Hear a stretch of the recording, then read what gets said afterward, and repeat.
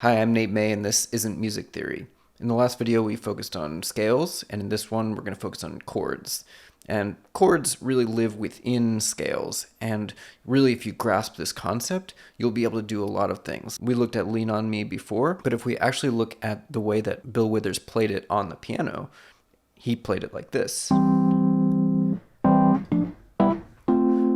Just moving chords through scales. So I'm going to show you how to do that, as well as take this idea and extend it so you can make your own music, like this.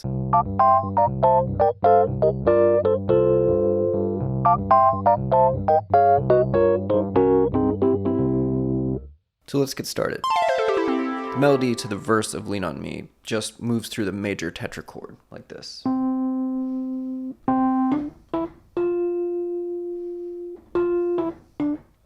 When he plays it, he just plays that part with his pinky, and he fills the rest of the chord in with the rest of his fingers.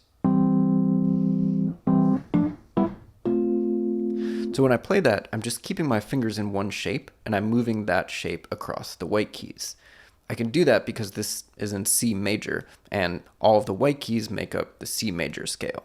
But interval sizes actually involve white and black keys. So if we look at what's actually going on when we move that chord through the white keys, there's this kind of accordion thing happening where the intervals are getting larger or smaller depending on where we are. So to explain that, let's go back to the idea of steps. So steps are just two notes that are next to each other in a scale, and we've already seen how some can be whole steps and some can be half steps. If we start here, we have a whole step, there's another whole step, there's a half step, whole step, whole step, whole step, half step. The same can be true if we skip a step. This is 4 half steps, 1, 2, 3, 4. This is 3, 1, 2, 3, and then 3, 4, 4, 3, 3, and we're back. So if we take a chord, which is built up from these intervals, we're going to get that accordion thing happening. What that means is that some of these chords are major chords and some of them are minor chords. We're going to go over all of the chords within the scale and see how to figure out if they're major or minor. Let's start by looking at the first chord on the key ring, which is what I'm calling it when I wrap one octave of a keyboard around onto itself. The key to reading the key ring is to remember that clockwise is always going up on the keyboard, just like clockwise is going up in time when you read a clock. So let's take a look at this chord. Notice that we can start reading it at any point, and it's going to come out differently. So I could go E, G, C, or G, C, E, or C, E, G. And this last one is called root position because the C is the root, and that's the note that we most associate with this chord. And so we're actually going to call it a C major chord or a C major triad. A triad is a 3-note chord that we can make out of a stack of skips within a scale. I'll explain what makes it major in a second.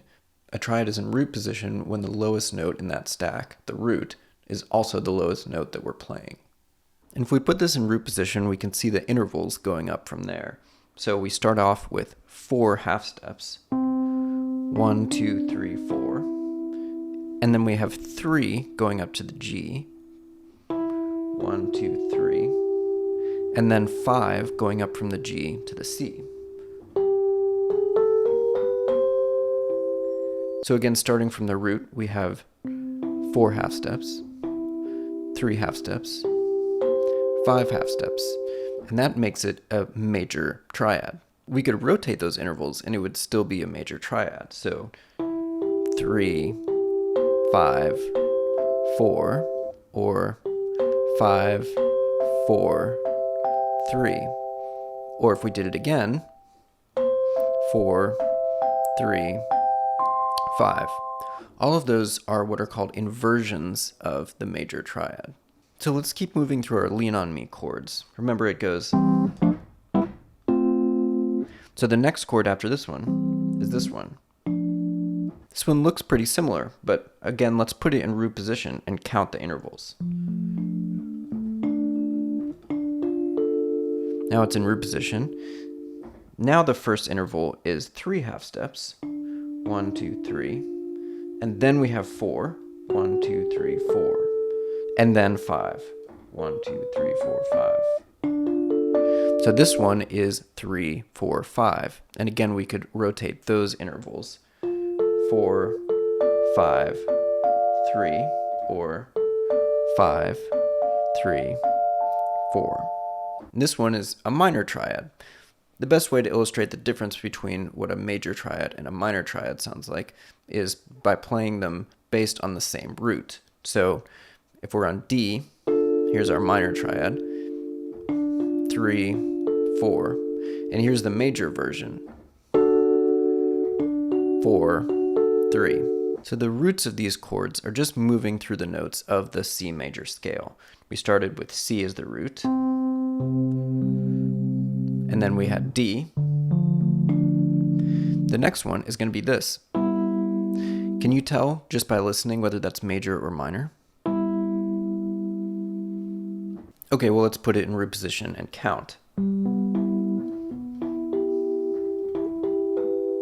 So there it is in root position. We have 1, 2, 3 half steps, and then 1, 2, 3, 4 half steps. So this one's going to be minor. We have one more in our Lean on Me progression. Let's put that one in root position. We have 4 half steps. 1, 2, 3, 4. And then 3. 1, 2, 3. So that one is major, 4, and then 3. When we move these 3-note chords through our major scales, we call them by Roman numerals, starting on the first note of the scale. So this is the 1 chord, which is major, the 2 chord, which is minor, 3 chord is minor, 4 chord is major. We use capital Roman numerals for major and lowercase for minor. So that's as far as it gets in Lean on Me, but we could keep going. So there's the 5 chord. Let's take a look at that one.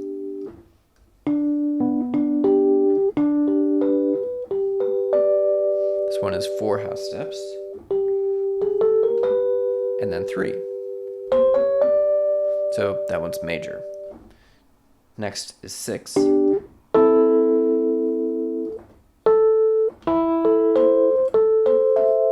This is 3 and then 4. So that's minor. So here's what we have so far. Now check out this chord. Does that one sound different to you? Let's take a look at it in root position. We have 3 half steps at the beginning. 1, 2, 3. So we might think this is going to be another minor triad, but then we have 3 half steps again. And then to get all the way back, we have 6 half steps instead of 5. So this triad is actually neither major nor minor. It's called diminished. Now that you know major and minor and diminished triads, you have all of the triads in the major scale. Here they are again. 1, 2, 3, 4, 5, 6, and 7. We have 3 major triads, 1, 4, and 5, and 3 minor triads, 2, 3, and 6. And we have 1 diminished triad, which is 7. So this chord inversion with the 3rd on the bottom and the 4th on the top is a really popular one for moving chords through scales. Here's the right hand of the intro to Alicia Keys's If I Ain't Got You.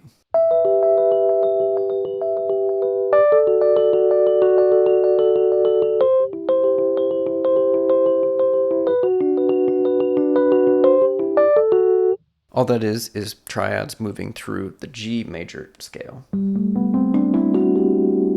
Now, if you know the song, you know that she also throws in a left-hand note.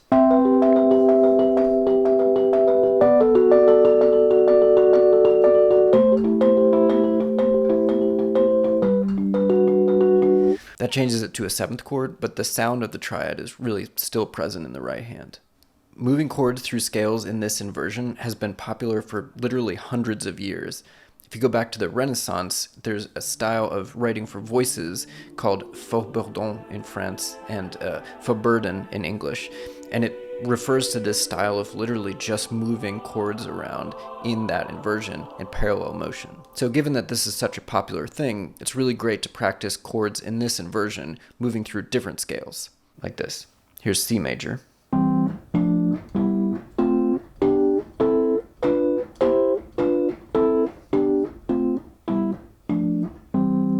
D flat,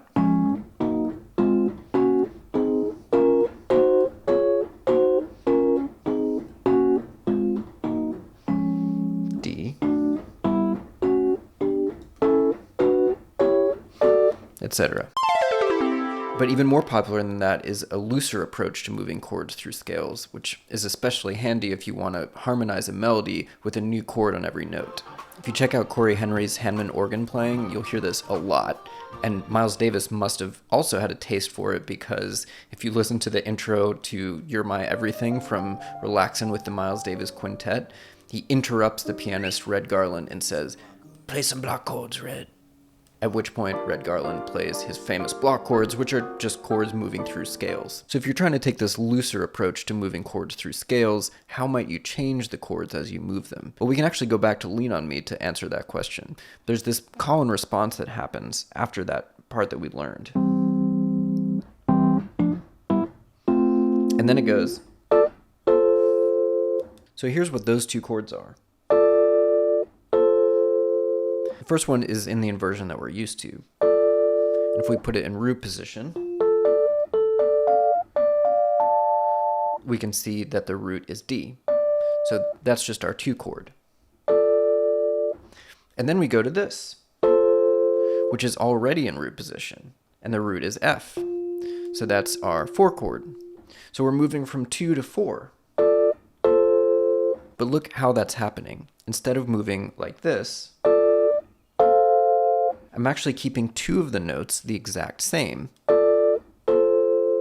That's a special quality of 2 chords and 4 chords, is that they have 2 of the same notes. So what we've seen is that 2 chords that are not next to each other can actually be closer to each other than 2 chords that are next to each other if we use different inversions to show the notes that overlap. And when we keep those 2 notes the same, it really connects those 2 chords in a way that makes a lot of sense for the listener. This is called voice leading. So here are ways you can practice that. We'll do this in C major.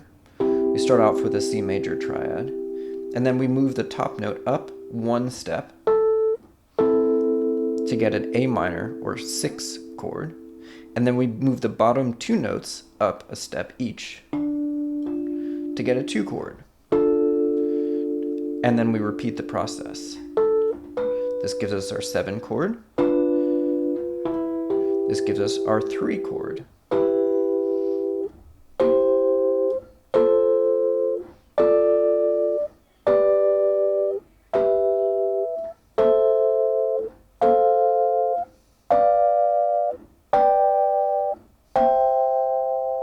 You may have noticed some familiar sounds in there. In fact, I started hearing Leonard Cohen's Hallelujah as I was playing that just now.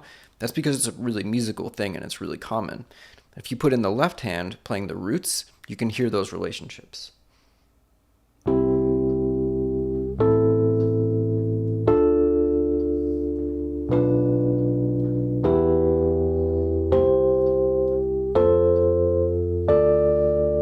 Etc. Coming back down, you can reverse the process.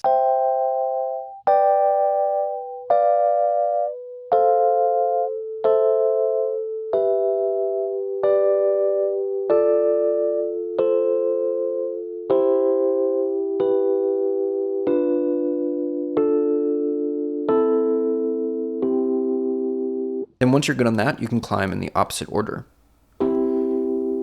Top 2 notes go up a step each, and then the bottom note comes up a step.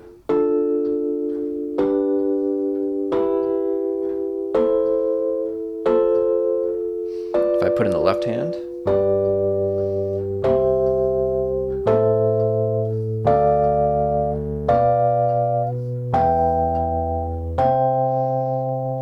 coming back down.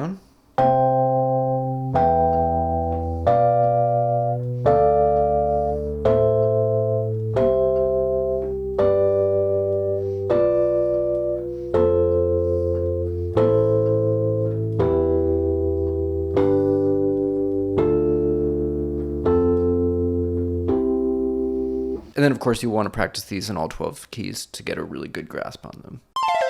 So that should give you plenty to work on. We talked about triads, which are 3-note chords that appear as skips within a major scale. And we looked at all of the triads in the major scale, and there are 3 major ones, 3 minor ones, and 1 diminished for a total of 7, 1 built on each scale degree.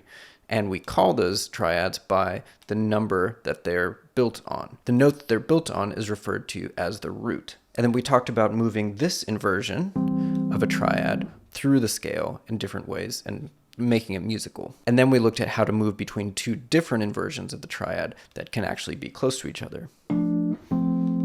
So to put all this into practice, I'm going to play Bob Marley's No Woman, No Cry. But before I do that, I just want to say thanks for watching, hit subscribe if you like this, and check out the description to learn about the music school I just started. Here's No Woman, No Cry.